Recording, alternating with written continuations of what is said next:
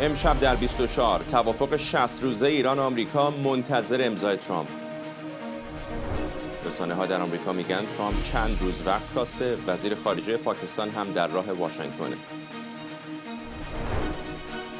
تشدید تنش بر سر کنترل تنگه هرمز همزمان با پافشاری تهران برای کنترل این آبراه. واشنگتن میگه اخذ عوارض از کشتی‌ها رو تحمل نمی‌کنه. و گزارش اختصاصی ایران اینترنشنال از ابهام در نقش مجتبی خامنه‌ای در روند مذاکرات با آمریکا همزمان با انتشار پیامی از او برای دوری از اختلافات داخلی. از استودیوی ایران اینترنشنال این 24 است با فرداد فرهزاد. بینندگان ایران اینترنشنال در ایران و سراسر جهان سلام و وقت بخیر. کاخ سفید میگه واشنگتن و تهران بر سر یک یادداشت تفاهم 60 روزه برای تمدید آتش‌بس و آغاز مذاکرات هسته‌ای به توافق اولیه رسیدن، اما دونالد ترامپ هنوز اون رو تایید نهایی نکرده. بر اساس این گزارش‌ها طرف ایرانی اعلام کرده که تاییدهای لازم رو دریافت کرده و آماده امضاست، اما با این حال تهران هنوز واکنش رسمی نشون نداده. این در شرایطی که وزیر خارجه پاکستان در راه آمریکاست و فردا جمعه با مقامات آمریکایی از جمله مارکو روبیو دیدار میکنه. تصاویر زنده داریم از کاخ سفید نشسته خبری با حضور وزیر خزانه‌داری آمریکا. اسکات بسنت گفته واشنگتن در ادامه فشارها بر ایران و تلاش‌ها برای بازگشایی تنگه هرمز دسترسی خطوط هوایی ایران رو به فرودگاه‌ها متوقف و نهاد مدیریت تنگه هرمز وابسته به سپاه پاسداران رو هم تحریم کرده.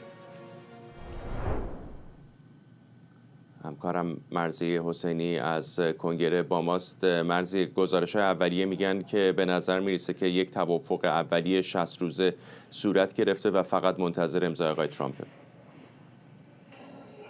میگن توافق نیست، تفاهم هست، اگرچه قرار است امضاش بکنن و بر اساس این تفاهم نامه که گویا همین لحظه من میبینم که در واقع مقامات عربی اطلاع میدن که این تفاهم نامه 3 روز پیش نهایی شده. الان 3 روز هست که آقای ترامپ امتناع میکنه از امضا کردن اون. بر اساس آخرین گزارش‌ها جمهوری اسلامی، یعنی مقامات ارشد جمهوری اسلامی، هر کی که هست، خامنه‌ای، قالیباف، اونها پذیرفتن، اونها موافقت کردن و مقامات آمریکایی جزئیات این تفاهم نامه را به سماع آقای ترامپ رسوندن و آقای ترامپ گفته فعلا امضاش نمی‌کنم. گفته چند روز زمان نیاز دارم که در موردش فکر کنم. حالا ما نمیدونیم که این در واقع اطلاعی که به ترامپ داده شده قبل از جلسه دیروز کابینه بوده یا بعدش. چون اگه قبل از جلسه دیروز کابینه باشه، ترامپ گفت من ناامید هستم، گفت ممکنه برگردم به میدان جنگ. و اگر بعدش بوده، احتمالاً در روزهای آینده ما باید انتظار داشته باشیم که امضا بشه. اگرچه گزارش‌های تایید نشده‌ای هم هست، کشورهای عرب گزارش دادن که احتمال داره امضای اون در کشور پاکستان صورت بگیره و مراسمی برای اون باشه که بعد در روزهای آینده اگر این خبر تایید بشه. در خصوص محتوای این تفاهم‌نامه هنوز اطلاع دقیقی نداریم. میدونیم که در 2 مرحله هست. به طور کلی یک تفاهم‌نامه آتش‌بس 60 روزه هست که در این بازه زمانی جمهوری اسلامی رو ملزم میکنه مین‌روبی بکنه از تنگه هرمز رو بازگشایی بکنه و اجازه تردد کشتی‌ها رو بده، در ازای امتیازاتی که ما هنوز نمیدونیم چه هست قرار هست از آمریکایی‌ها بگیره. آقای ترامپ بارها تاکید کرده که قرار نیست امتیاز چندانی در این راستا بده و همچنان همین لحظه هم آقای بسنت که همین لحظه در کنفرانس خبری کاخ سفید هست، من دیدم چند دقیقه پیش به خبرنگارها گفت ما مواضع ما هست هر آنچه که بود، یعنی عدم دستیابی به بمب هسته‌ای، عدم ممنوعیت در تنگه هرمز و تمام شروطی که ترامپ بارها و بارها اعلام کرده. اما این کنفرانس مطبوعاتی که الان آقای بسنت وزیر خزانه‌داری آمریکا داره برگزار میکنه مهم هست به خاطر اینکه چند دقیقه قبل از، یعنی چند ساعت قبل از این کنفرانس، آمریکا تحریم‌های جدید رو بر جمهوری اسلامی وضع کرد. تحریم‌های بسیار مهمی هستند. مشخصاً تحریمی که در مرحله اول وضع شده نهادی رو شامل میشه که جمهوری اسلامی همین چند هفته پیش راه اندازی کرده، اسمش رو گذاشته نهاد تنگه خلیج فارس، که بر اساس گزارش‌ها قرار هست از طریق این نهاد از تمامی کشورها 2000 کشتی که منتظر عبور هستن درخواست بکنه فرم پر بکنن، مالیات بدن، عوارض بدن و بعد اجازه عبور داشته باشن. و گزارش‌ها حاکی از این هست که بعضاً درخواست عوارضی بالغ بر 2 میلیون دلار رو از هر کشتی جمهوری اسلامی می‌خواسته. کاری که آمریکایی‌ها کردن که اینجا در کنگره آمریکا آقای سناتور تام کاتن میگه من ابتکارش رو در دست دارم، یعنی من با آقای بسنت گفتم که این کار رو بکن. این نهاد رو بلافاصله گذاشتن در لیست تحریم‌های آمریکا. یعنی چی؟ یعنی هر کشتی که بخواد به این نهاد عوارض پرداخت بکنه، یعنی تحریم‌های آمریکا رو دور زده. اقدام بسیار استراتژیکی هست و بسیار مهم هست برای آمریکا، به این جهت که مطبوعات تفسیر می‌کنن که عملاً این کار دولت آمریکا تلاش جمهوری اسلامی رو در نطفه خفه می‌کنه که بخواد در واقع مدیریت خودش رو بر تنگه هرمز مثل کانال‌های مثل سوئز، مثل کانال‌های مثل پاناما بخواد در عرصه بین‌الملل مشروع بکنه. اینها تفسیر می‌کنن، میگن تمامی این کانال‌هایی که در عرصه بین‌الملل عوارض دریافت می‌کنن کانال‌های مصنوعی هستن که توسط اون کشورها احداث کردن و جمهوری اسلامی نمیتونه بر یک کانال و یا بر یک تنگه طبیعی درخواست عوارض بکنه. با این حال تحریم دیگری که آقای بسنت امروز اعلام کرده و می‌بینم الان هم داره در کنفرانس مطبوعاتی با خبرنگارها در موردش صحبت می‌کنه، تحریم بر شرکت‌های هوایی جمهوری اسلامی هست. هنوز نمی‌دونیم منظورش کدوم شرکت هاست، اما احتمالاً ماهان ایر و ایران ایر هست که از قبل هم در لیست تحریم های آمریکا بودن، اما این تحریم ها به نوعی بود که اینها اجازه فعالیت داشتن، دفاتر دارن، میدونیم در خیابان شانزلیزه پاریس، در کشورهای دنیا. اما این تحریمی که ما امروز از آقای بسنت شنیدیم تحریم هایی است که هر گونه فرود آمدن، هر گونه سوختگیری و هر گونه حضور این شرکت ها در سامانه خرید و فروش بلیط رو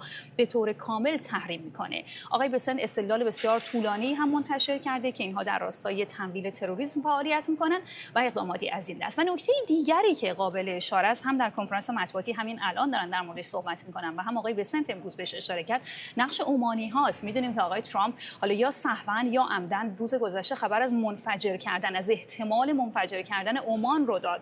گفت اگر عمانی ها بخوام با جمهوری اسلامی برای اخذ عوارض در تنگه هرمز همکاری کنن، ما اونها رو منفجر میکنیم. برخی از مطبوعات میگن اشتباه گفت، منظورش ایران بود، عمان نبود. اما همین لحظه آقای بسنت خبر داد که من با سفیر عمان صحبت کردم، به من اطمینان داد که ما به هیچ عنوان چنین کاری نخواهیم کرد. با این حال ما منتظر هستیم که احتمالاً در ساعات و شاید در روزهای آینده خبر تازه‌ای در خصوص امضای این تفاهم‌نامه‌ای که الان روی میز هست بشنویم. ممنونم از تو. مرضی حسینی، همکارم از کنگره آمریکا. میاد ملکی، رئیس پیشین دفتر هدفگذاری تحریم‌های وزارت خزانه‌داری آمریکا از واشنگتن به ما پیوسته. آقای ملکی، پیش از هر چیز میخوام واکنشتون رو به این احتمال امضای تفاهم‌نامه بین تهران و واشنگتن بپرسم، برای اینکه سیگنال‌های وجود داره که به نظر فقط الان تنها چیزی که منتظرش هستن امضای آقای ترامپه.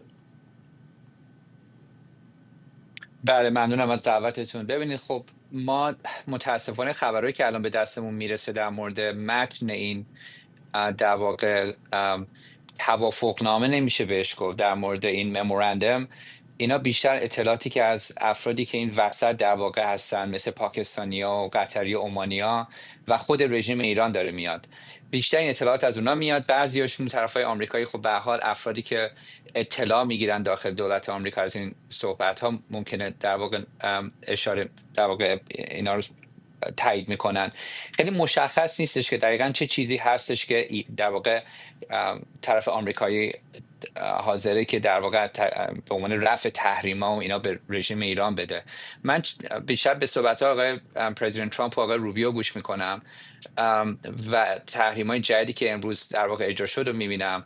به نظرم نمیاد که فکر می‌کنم پرزیدنت ترامپ خیلی خوب میدونه که این در واقع برداشتن این بلوکه نظامی اون دست بالاتر رو به جمهوری اسلامی میده که دوباره آمریکا رو درگیر یه در واقع مذاکرات طولانی مدت بکنه. واسه همین من بعید میدونم که این توافقنامه یا این ممورندم اگه بهش توافقی بهش برسن و امضاش بکنن خیلی دست جمهوری اسلامی رو باز خواهد کرد. من فکر میکنم خیلی آقای پرزیدنت ترامپ خیلی جدی میخواد از لحاظ هسته‌ای در واقع قولی از جمهوری اسلامی، توافقی از جمهوری اسلامی در این در واقع بگیره، تو این ممورندم بگیره.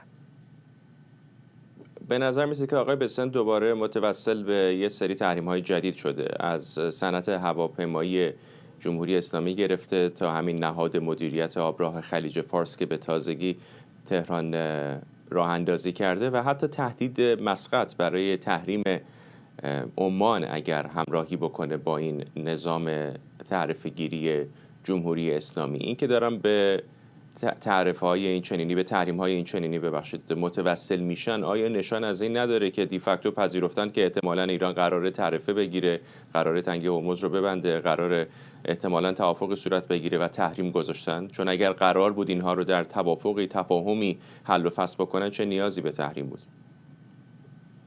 ببین خب به هر حال یه سری احتمالا نگرانی ها توی وزارت خزانه داری هستش که شرکت های چینی، نه حالا شرکت های در واقع اسمدار و شرکت های بزرگ، ممکنه توافق بکنن با جمهوری اسلامی که پول به جمهوری اسلامی بدن از طریق حالا این شرکتی که ایجاد کردن. پول به جمهوری دادن به این راحتی نیست. ببینا پتروشیمی که در واقع صادرات میکنن، 5 تا 6 تا شرکت سوری این وسط باید بذارن که بتونن یه بخشی از اون پول رو بیارن یه جایی، یه کشور دیگه ای که بتونن پول رو استفاده بکنن که باهاش چیز دیگه بخرن. پول نفت هم که توی چین میمونه، یه بخشش هم دوباره باید 5 6 تا شرکت این وسط بذارن که بتونن پول رو ببرن تو کشورهای دیگه. این که یا یه کشتی بیاد یه رد بشه و اون صاحب اون کشتی پولی بده به جمهوری اسلامی، این اصلا کار من به هر حال هم تو وزارت خزانه داری بودم، هم تو به هر حال بخش کامپلاینس آشنایی کامل دارم. این به این راحتی نیستش. ممکنه یه نگرانی باشه که ممکنه این در واقع پولایی که برای جمهوری اسلامی داده بشه واسه این تنگه هرمز به عمان بره و عمان اون پولا رو اونجا نگه داره، حالا به جمهوری اسلامی دسترسی به اون پولا بده یا اون پولا رو اجازه بده جمهوری اسلامی برای مسائل دیگه استفاده بکنه خارج از ایران. من فکر میکنم با تحریم کردن این شرکت و فشارهایی که روی عمان دارن میذارن، میخوان اونم ببندن که عمان فکر نکنه که حالا میتونه یه پشت درای بسته یه تصمیماتی بگیره و اون پولا رو به عنوان از جانب ایران در واقع دریافت بکنه توی عمان نگه داره. من فکر میکنم این در واقع این تحریما میخواد در واقع اون دریچه رو ببنده. کاملا میفهمم چیزی رو که میگید آقای ملکی، ولی سوال من در واقع این بودش که اگر تصورش آمریکا بر این هستش که چنین مکانیزمی قرار ادامه دار باشه، چنین تحریم هایی رو طبیعتاً باید وضع بکنه دیگه. اگه فکر میکنه که یا با اقدامات نظامی یا با تفاهم یا توافق با تهرانی موضوع حل و فصل میشه و این آبراه دوباره باز خواهد شد به روی دریانوردی بین‌المللی، چه نیازی به چنین تحریم هایی می بود؟ نه، من باید مخالف نیستم. من فکر میکنم به حال نگرانی ها هستش که به حال جمهوری اسلامی شرایط رو تو تنگه هرمز سخت خواهد کرد. ولی خب یه مسئله دیگه هم اینه که خب از لحاظ اقتصادی از شما نگاه بکنید، کشوری که بیشتر از هر کشور دیگه توی دنیا الان نیاز داره که تنگه هرمز باز بشه از لحاظ اقتصادی خود ایرانه، خود جمهوری اسلامیه. برای اینکه هم از لحاظ اقتصادی و همین که خب به هر حال اینا باید روابطشون رو با کشورهای خلیج فارس ترمیم بکنن، روابطشون رو با چین و با کشورهای مثل کره جنوبی و هند و پاکستان ترمیم بکنن. این برای ایران جمهوری اسلامی مسئله خیلی مهمتره باز شدن تنگه هرمز. حالا به هر حال میان بیرون یه سری پروپاگاندای شعارایی میدن و این نظر اقتصادی و دیپلماتیکی برای جمهوری اسلامی از هیچ کشور دیگه مهمتره که تنگه هرمز رو باز بکنه. آقای ملکی با ما بمونید. پیش از صحبت‌های شما هنوزم تا اندازه در جریان اسکات بسنت وزیر خزانه‌داری در این نشست خبری که در کاخ سفید گفت مذاکرات با ایران در جریان و ترامپ چند خط قرمز از جمله توقف غنیسازی اورانیوم و جلوگیری از دستیابی ایران به سلاح هسته‌ای تعیین کرده و تاکید کرده که ترامپ قرار نیست توافق بدی رو بپذیره. اجازه بدید حرفاشو بشنوید. There are almost 2,000 ships waiting to come out of the Gulf. تقریباً 2000 کشتی منتظر خروج از خلیج فارس هستند و فکر می‌کنم بازار نفت در سوی دیگر این بحران به خوبی تامین خواهد شد و ممکن است شاهد کاهش بسیار سریع قیمت‌ها باشیم. دیدیم که امارات متحده عربی از اوپک خارج شد. بنابراین انتظار دارم در ادامه قیمت بنزین هم کاهش پیدا کند. تیم‌ها مدام در رفت آمد و مذاکره بودند و رئیس جمهور ترامپ کاملاً روشن کرده است. او در نشست کابینه درباره این موضوع صحبت کرد و گفت که چند خط قرمز دارد. ایران باید اورانیوم با غنای بالای خود را تحویل دهد. نباید به دنبال سلاح هسته‌ای باشد و درباره تنگه هرمز در پاسخ به سوال شما، عبور و مرور باید آزاد باشد و کشتیرانی باید مانند گذشته باز بماند. بنابراین او قرار نیست توافق بدی را بپذیرد. او می‌خواهد توافقی عالی برای مردم آمریکا رقم بزنند. آقای ملکی، مشخصه که رئیس جمهوری آمریکا میخواد توافق خوبی رو برای آمریکا امضا بکنه، اما چقدر دست او باز هست همچنان در آستانه 3 ماهگی این جنگ برای رسیدن به قول او به یک توافق خوب؟ ببینید خب رئیس جمهور ترامپ دیروز پرزیدنت ترامپ دیروز گفتش که به انتخابات میان دوره‌ای خیلی اهمیت نمیده. من فکر می‌کنم خب اهمیت میده، حتی خودش هم شخصا اهمیت اگه نمیده، جمهوری خواهایی که فکر انتخابات بعدی هستن و اینکه چقدر بتونن توی کنگره توی کنگره بتونن جمهوری خواها رو تو قدرت نگه دارن براشون مهمه. خب این فشار روی پرزیدنت ترامپ میذارن که تموم بکنه این قضیه رو. من فکر میکنم پرزیدنت ترامپ میدونه که الان توی یه سری یه دست بالایی توی این قضیه داره و فکر 100% هم میدونم که میدونه که اگه کوتاه بیان این بلوکه نظامی برداشته بشه، خب جمهوری اسلامی دوباره ممکنه نتونه لفتش بده به نتیجه نظر مسئله هسته‌ای نرسن. ببین یه چیزی هم که خیلی مهمه اینه که پرزیدنت ترامپ قضیه در واقع توافقات با جمهوری اسلامی و اینجوری شروع کرد که هیچ غنیسازی اورانیوم تو ایران انجام نشه. چیزی که من الان نگران میکنه اینه که اون الان یه بخشی از این دیگه صحبت ها نیست. چیزی که الان هست اینه که باید این اورانیوم غنی شده از ایران بیاد بیرون. این نشون میده که به من که پرزیدنت ترامپ خیلی جدی میخواد به توافقی برسه و این قضیه رو فعلا الان ختمش بکنه، واسه اینکه خیلی ایران داره وقتش رو میگیره تو مسائل خیلی زیادی که در واقع رئیس جمهور الان باید بهش فکر بکنه، رئیس جمهوری که نزدیک انتخابات میان دوره‌ای هست.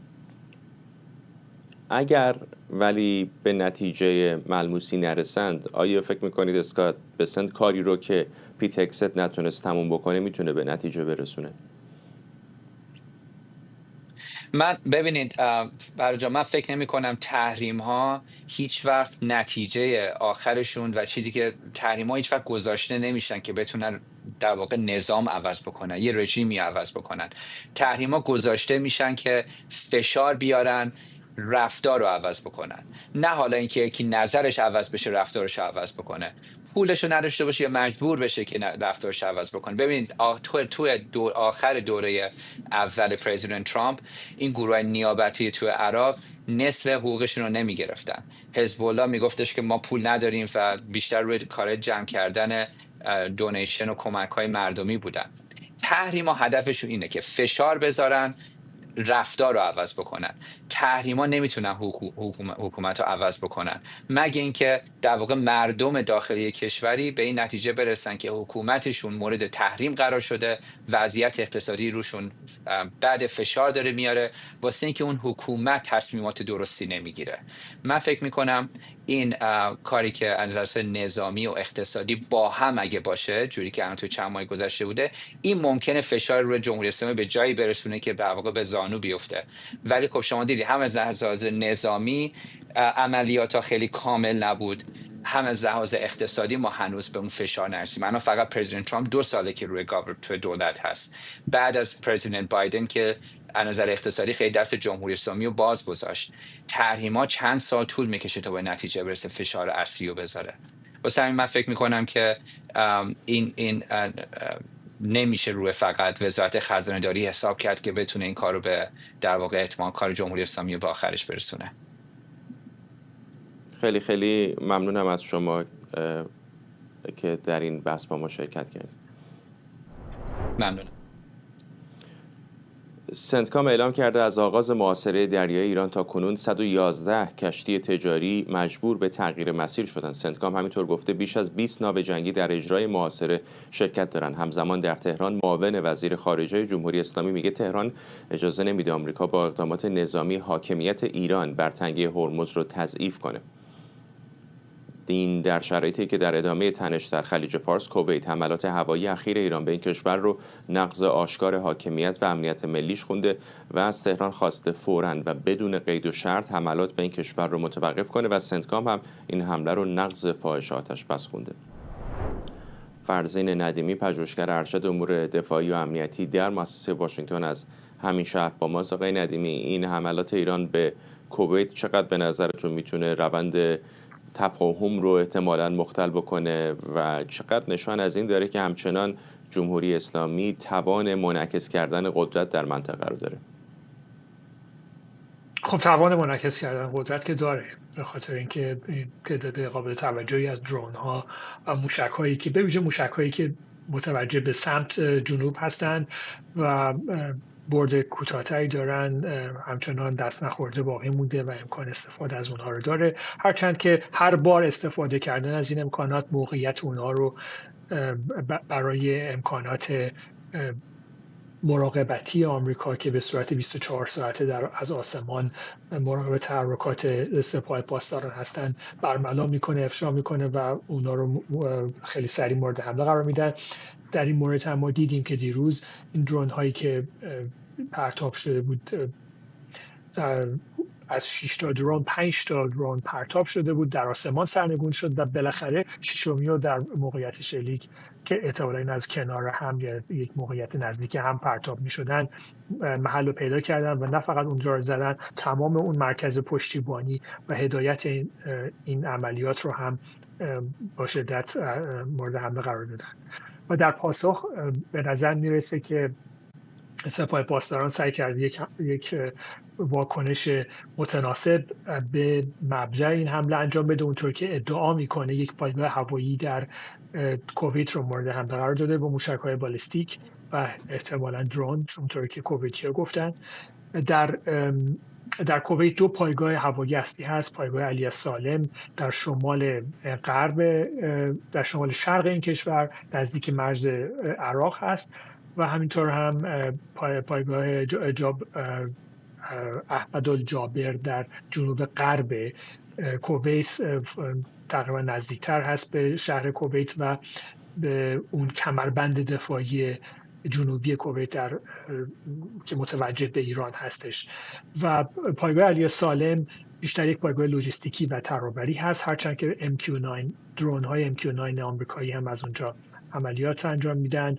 و پایگاه دیگه البته در گذشته هواپیمای جنگنده به طور مرتب از اونجا عملیات انجام میدادن، F-15 ها و F-16 های آمریکایی و هواپیمای A-10 و همینطور درون های MQ-9. حالا اگر هواپیمای A-10 آمریکایی که مرتب روی تنگه هرمز پرواز انجام میدن از این پایگاه برخواسته باشن، البته در امارات هم مستقر هستن، و یا به احتمال بیشتر هواپیمای بی‌سرنشین آمریکایی که از کویت پرواز کردن ممکنه در این عملیات شرکت داشتن و سپاه پاسداران فکر کرده که حالا با حمله به این پایگاه تا حدی واکنش نشون بده و یک تلافی جویی بکنه.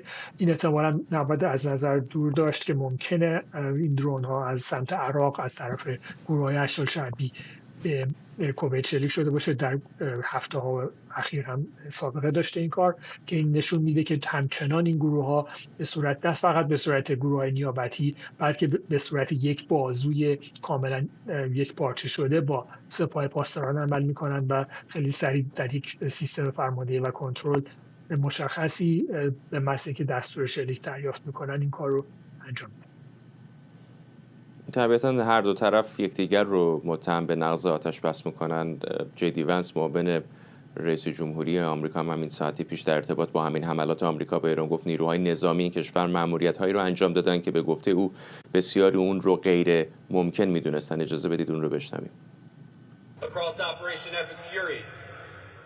در عملیات‌های خشم حماسی و چکش نیمه شب، نیروهایمان در انجام مأموریت‌های فوق‌العاده دشوار، آن هم در شرایط واقعی جنگ، عملکردی درخشان داشتند و باعث افتخار ما شدند. کارهایی انجام دادند که بقیه دنیا واقعا آنها را غیر ممکن می‌دانست. من گزارش‌های اطلاعاتی را دیدم. وقتی دشمنان بیدار شدند، فهمیدند آنچه غیر ممکن بود توسط نیروهای هوایی و فضایی ما انجام شده. این قدرت نیروی هوایی آمریکاست که به ما اجازه می‌دهد وارد حریم‌های هوایی بسته شویم و اهداف حیاتی را در فواصل بسیار زیاد با سرعت، دقت و کارایی بالا هدف قرار بدیم. و وقتی رئیس جمهور میگوید اجازه نخواهیم داد ایران به سلاح هسته‌ای دست پیدا کند، نیروهایی که شما تا 60 روز دیگر به آنها خواهید پیوست، به آن وعده تضمین واقعی میبخشند. همچنان با فرزین ندیمی هستیم. آقای ندیمی، فارغ از اینکه آمریکایی‌ها چقدر پاسخ بدن، چقدر این تبادل آتش با تلافی قوی‌تر آمریکا روبرو بشه، ولی یک واقعیتی وجود داره که جمهوری اسلامی همچنان داره به ایالات متحده، به منافعش، به کشورهای متحدش در منطقه حمله میکنه. چقدر این به شکلی برای یک ابرقدرت دنیا پذیرشش آسان است یا دشوار هست؟ چون کشور دیگری من به یاد ندارم که در سالهای اخیر حتی قوی‌ترین متخاصمان ایالات متحده چنین کاری با این کشور کرده باشن. خب بله، باید با یک واقعیت‌های جدیدی روبرو شد و اونها رو پذیرفت و راه مقابله باهاش رو پیدا کرد.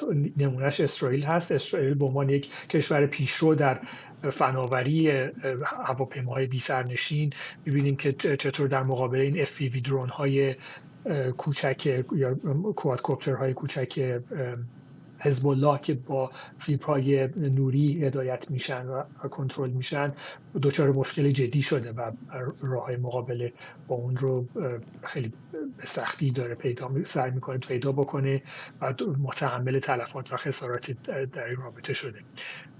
قدرت‌های بزرگ اصولاً و سازمان‌های عریض و طویل نظامی مشکل دارن با اینکه با سرعت کافی بتونن مطابقت پیدا بکنن، خودشون رو تطبیق بدن با تحولات جدید و سریع و در نتیجه مقاومت اون بوروکراسی اونها مقاومت میکنه.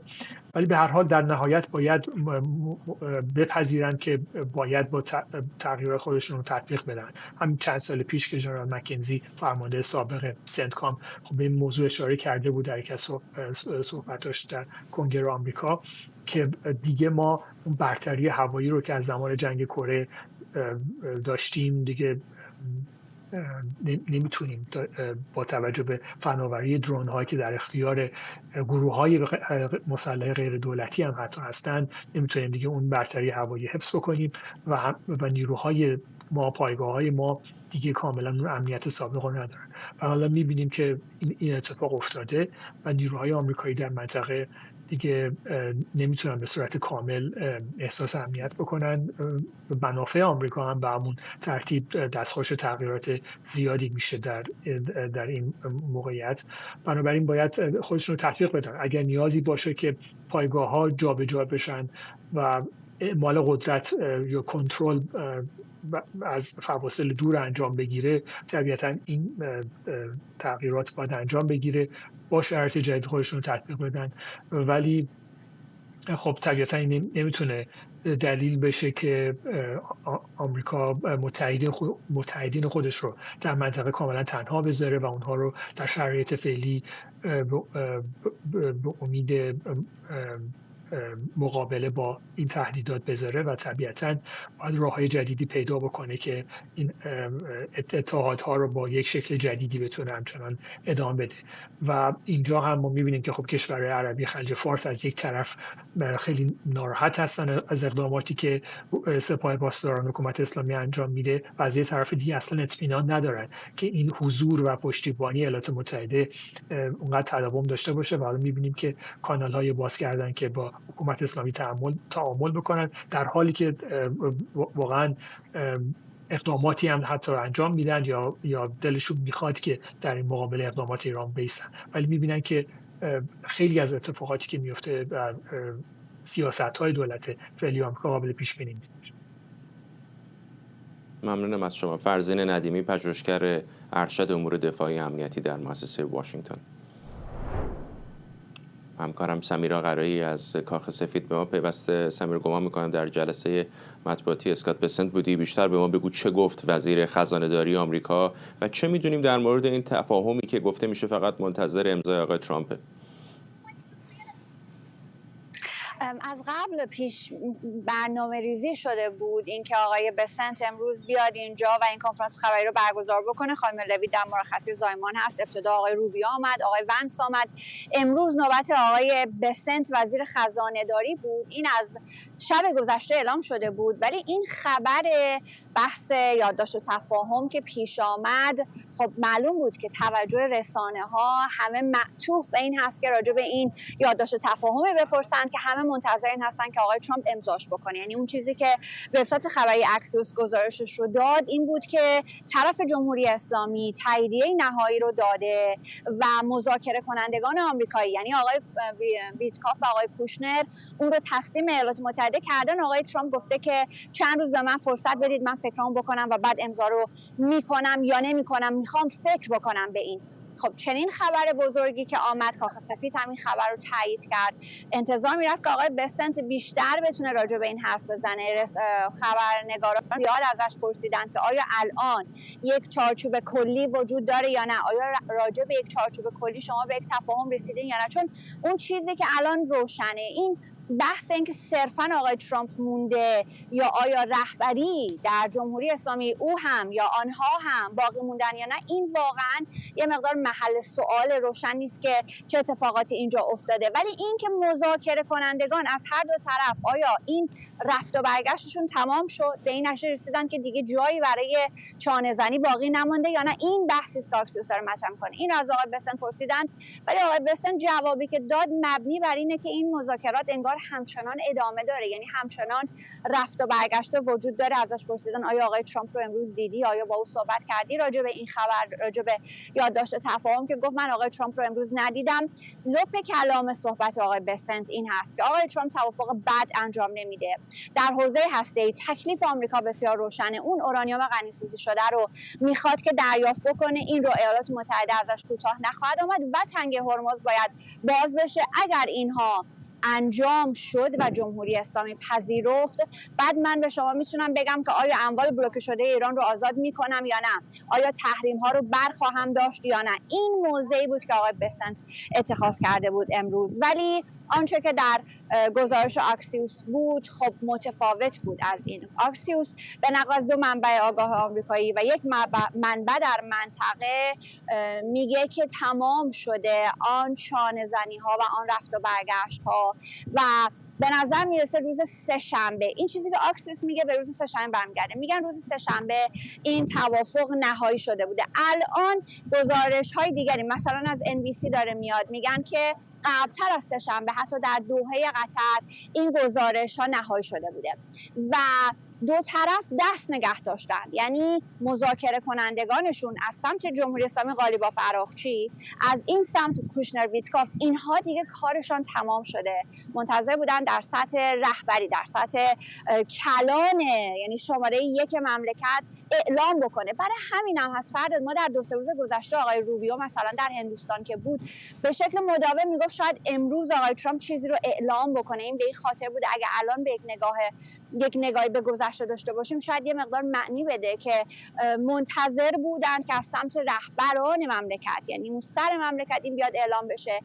اسرائیلی ها میگن که مجتبی خامنه ای این رو تایید نکرده و به همین خاطره که آقای ترامپ هم اعلام نمیکنه. اکسیوس میگه که نه، ایرانی ها آمدن گفتن که ما تاییدیه های نهایی رو داریم، هر جور تاییدیه‌ای که شما بخواین ما داریم و ما آماده امضا هستیم. این اخبار الان داره شنیده میشه. فقط نکته مهم که کاخ سفید در صحبت با خود ایران اینترنشنال من ازشون پرسیدم تایید کردن این گزارش آکسیوس تایید میشه، یعنی که طرف ایرانی میگه که من آماده امضا هستم و اینکه آقای ترامپ تصمیم نهایی رو نگرفته، ما این رو به شکل رسمی از کاخ سفید تاییدیه رو داریم. ولی اینکه آقای ترامپ منتظر چه هست، چه اتفاقات دیگری باید بیفته، آیا این همون متنی است که روز گذشته گفتن آقای ترامپ در اختیار نتانیاهو و رهبران منطقه قرار داده، این همونه، منتظر چیز از اونها بشنوه؟ اینها همه مجهولاتیه که باید ببینیم چه اتفاقی میفته. آقای بسنت نکته‌ای در رابطه با این که به ما نشون بده که الان کجا ایستادیم، یک چیز بیشتری در اختیار ما بگذاره،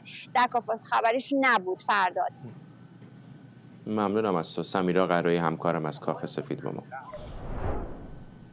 یک منبع مطلع از مذاکرات تهران و واشنگتن به ایران اینترنشنال گفته درباره هماهنگی محمد باقر قالیباف با مجتبی خامنه‌ای تردید وجود داره.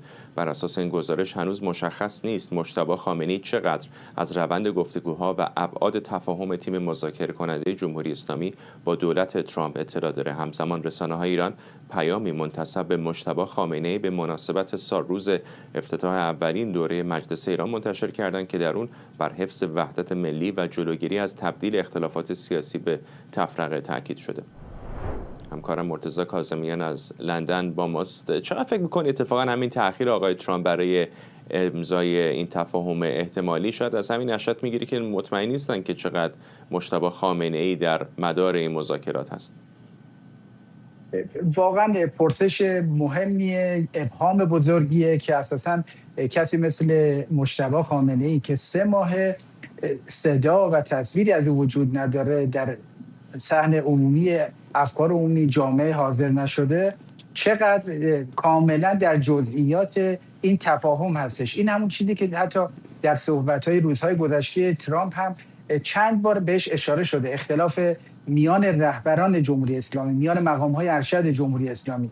ولی با اطمینان میشه گفت این خبری که به هر حال به ما رسیده یک بخشی از اون واقعیت ساختار قدرت رو داره واسطه میده. یعنی به هر حال قالیباف هرچند به نمایندگی از حکومت راهی قطر شده برای نهایی کردن این توافق، اما به دلیل شرایط کاملا امنیتی یا فوق امنیتی مجتبی خامنه‌ای که یک پنهان شدگی کامل اون رو در بر گرفته و هیچ امکان تماس پیاپی یا مستمر رو به حال دقیقی با او وجود نداره، عملا توپ افتاده در زمین قالیباف یا او شده بازیگر اصلی که البته یک بازی برد برد رو شکل داده. یعنی از یک طرف جاه طلبی شخصی قالیباف و البته پروژه بلوک قدرتی که قالیباف اونها رو نمایندگی میکنه. و من اشاره کنم به پیغام‌های تبریکی که پزشکیان محسنی ژی و عبداللهی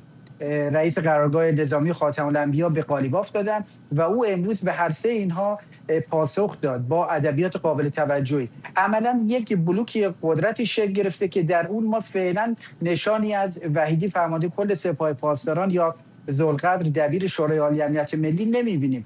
اما گویی که مثل علی خامنه‌ای که مسئولیت ناپذیری نشون میداد، عملا اون شخص مجتبی خامنه‌ای و این بخش ایدئولوژیک جمهوری اسلامی یا بخشی که به هر حال متوهم‌تر هستن یا رویکرد آخرالزمانی دارن به طور مشخص وحیدی و ذوالقدر، اینها به حاشیه رفتن یا مسئولیت توافق رو بر گردن قالیباف انداختن و از طرف دیگه همونچنان که گفتم برای قالیباف و این بخش مصلحت اندیش عملگرا واقع‌بین جمهوری اسلامی یک نوع امکانی فراهم اومده که این پروژه تفاهم رو پیش ببرن که با اطمینان میشه گفت جزئیات اون مثل اون بستری که در دوران خود خامنه‌ای وجود داشت و به هر حال مذاکره کنندگان پیوسته با او در تماس بودن، حالا در اینجا به اطلاع مجتبی خامنه‌ای نرسیده یا اساساً یک چنین امکانی وجود نداشته.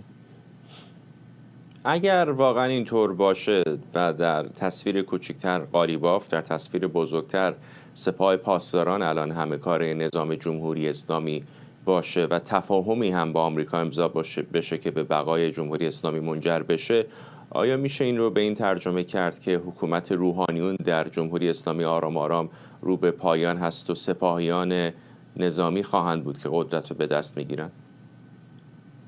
تقریبا حکومت روحانیون حتی در دوره علی خامنه‌ای به پایان رسیده بود. یک حکومت نظامی امنیتی در ایران جریان داشت که البته گرداگرد علی خامنه‌ای و با محوریت شخص او که به هر حال یک دیکتاتور شده بود عملا، یعنی مسیری که خامنه‌ای طی کرد او رو در جایگاه موقعیت یک دیکتاتور قرار داد.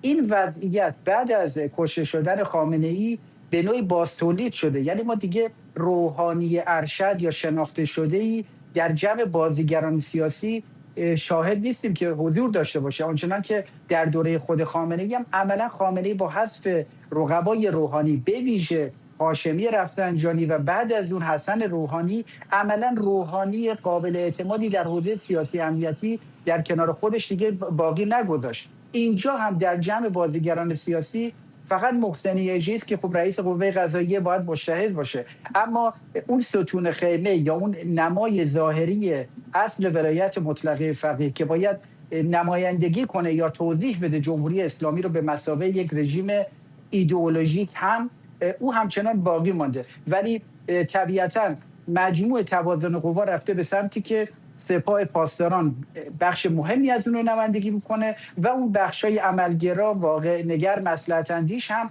گره خوردن با سپاه پاسداران. طبیعتاً در جایی اشتراک منافع دارن، در جایی تضاد منافع، اما فراموش نکنیم در همین پیام امروز قالیباف به محسنی ژی او از برخورد قاطع در هفته‌های گذشته تشکر کرده بود. به نوعی قالیباف هم پشت اعدام، سرکوب و انسداد سیاسی ایستاده و این جوهر جمهوری اسلامیه، یعنی استبداد، سرکوب در داخل، آمریکا ستیزی و اسرائیل ستیزی در خارج.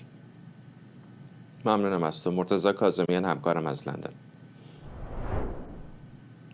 نسرین ستوده، وکیل و فعال حقوق بشر، به تازگی گفته در تاریخ 12 فروردین بعد از بازداشت توسط ماموران وزارت اطلاعات در بازداشتگاه این نهاد مورد ضرب و جرح قرار گرفته و در صفحه فیسبوکش نوشته ماموران هنگام ورود به بازداشتگاه دست و پشت رو بسته و به گفته او به خاطر حجاب اجباری او رو مورد ضرب و جرح قرار دادن، به طوری که آثار کبودی روی پا و زخم روی صورتش باقی مونده. خانم ستوده همینطور شرایط بازداشتگاه رو غیر انسانی توصیف کرده.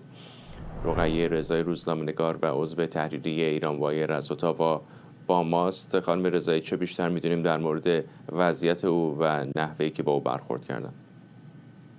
سلام به شما بینندگان. خب این یادداشت 2-3 تا پاراگراف بیشتر نداره. در شرایطی که در واقع هر گونه صدایی از ایران هم به واسطه قطعی اینترنت که البته الان یه آب باریکه‌ای باز شده، هم به خاطر فشارهایی که مشخصا قوه قضاییه و دستگاه امنیتی روی فعالان دارن میارن خیلی محدود بوده. خانم ستوده توی این یادداشت در واقع به این اشاره کرده که بعد از بازداشت در بازداشتگاه او رو به خاطر حجاب اجباری مورد ضرب و شتم قرار دادن. از این حرف زده که ضرب و شتم افرادی که بازداشت شده بودن و در واقع اینکه برای اعتراف اجباری چقدر دستگاه امنیتی و نهاد امنیتی که نهاد بازداشت کننده ایشون بوده چقدر فشار می آورده برای اینکه از افراد دیگه در واقع اعتراف اجباری بگیره، آزادیشون رو موکول می‌کرده به فیلم اعترافات اجباری. راجع به این صحبت کرده، از شرایط غیر انسانی حرف زده و به این نکته به وضوح اشاره کرده که ایشون در جایگاهی هست که افراد زیادی در خارج از ایران ایشون رو میشناسن، صداش بودن. من اتفاقا میخواستم به همین نکته اشاره بکنم. این یادداشت رو خانم ستوده‌ای نوشته که حداقل تا جایی که حافظه من یاری میکنه 4 جایزه بین المللی شناخته شده گرفته. تمام دنیا ایشون رو میشناسن. وقتی که نظام جمهوری اسلامی در کلیت خودش و دستگاه امنیتیش شخصی مثل ایشون رو در واقع با چسب دهانش رو جوری میبنده که زخم میشه، شما ببینید چه بر سر نوجوانها و جوانهایی میارن که در خیابون بازداشت کردن، چه بر سر افرادی میارن که در واقع کسی اونها رو نمیشناسه، تریبونی ندارن، صدایی از اونها در جهان پخش نمیشه. موضوعی که من میخواستم بهش اشاره بکنم، ببینید اگر که بخوایم بین خطوط رو بخونیم، این رو کنار میخوام اخباری که تا همین 1-2 روز پیش منتشر شده بگذارم. امروز خبری به دست ما رسید، دختری 22 ساله به نام فائزه افشاری 10 اسفند 1404 یعنی روز بعد از کشته شدن علی خامنه‌ای توی بهارستان اصفهان ایشون رفته بوده برای مادر مریضش که در واقع سرطان داشته دارو بخره. اونجا جشن و شادی بوده، مردم خوشحالی میکردن از کشته شدن خامنه‌ای، با گلوله به شقیقه زدن. من فقط دارم نام میبرم این اخباری که منتشر شده. محکومیت اسماعیل رمضانپور و آرمان معرفتی، 2 معترض بازداشت شده دی ماه به اعدام، 38 ساله 30 ساله. اتهام چیه؟ محاربه و مقابله با نظام جمهوری اسلامی. 2 خواهر بازداشت شده در دی به 16 سال زندان محکوم شدن، تارا و کیمیا داوود. 2 زن به نام‌های لیلا رمضانی و فاطمه ملک احمدی در واقع به 53 سال زندان محکوم شدن. بنابراین چیزی که خانم ستوده دیده کنار این اخبار اگر بگذاریمش، در واقع تنها نوک یک قله یخه که نشون میده حکومت از شرایط در واقع اعتراضات دی، از شرایط جنگی که میطلبیده او رو، یعنی به نظر میرسه که واقعا راه نجاتی برای حکومت بوده، استفاده کرده برای اینکه جامعه رو تا سرحد در واقع جنون تحت آزار قرار بده، خفقان ایجاد بکنه و با کشتار، با اعدام، با زندانی کردن، با اعترافات اجباری، با همه اینها در واقع اون صدایی رو که از جامعه بیرون میمده خفه بود. نکته ای رو آقای کاظمیان هم بهش اشاره کردن، منم میخوام اشاره بکنم. ببینید آقای قالیباف امروز در نامه‌ای که به محسنی اژه‌ای نوشته از او تشکر کرده. این نشون دهنده اینه که هر چقدر شکاف توی سیاست خارجه ممکنه ایجاد شده باشه، ولی در سرکوب مردم، در کشتار مردم این اتفاق نیفتاده و پشت هم دیگه ایستادن. ممنونم از شما. رقیه رضایی، روزنامه‌نگار و عضو تحریریه ایرانوایر از اتاوا کانادا. و ممنونم از شما که بیننده برنامه 24 امشب بودید. برنامه رو کمی دیرتر میتونید دوباره در یوتیوب ببینید.